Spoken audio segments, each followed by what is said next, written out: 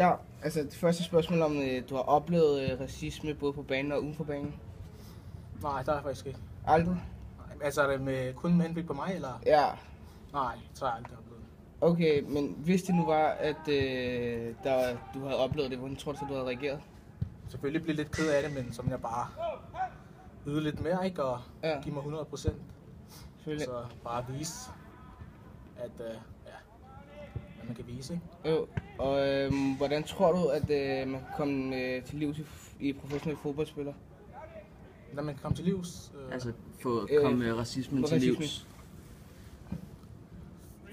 Det ved jeg sgu ikke helt, det er lidt svært. Men jeg tror bare, at man hele tiden skal tænke over, at vi alle sammen er ens, ikke? Ja. Og hvor meget kender du til, altså hvis du kender noget til racisme, hvor meget kender du så til racisme i udlandet? Ja, jeg har kun hørt noget i Italien, at der er meget racisme dernede. Ja. Ellers ikke det store, faktisk. Okay.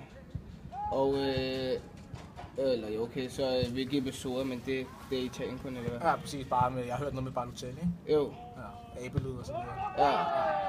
Kender du til nogle episoder i dansk fodbold? Nej, der har jeg ikke hørt noget. Hvad med kampagner sådan? Har du hørt om det der give racismen det røde kort? Ja, der har jeg hørt om. Ja, okay. Har du været med til at hjælpe med noget af det, eller sådan? Nej, det har jeg faktisk ikke været med til. Okay.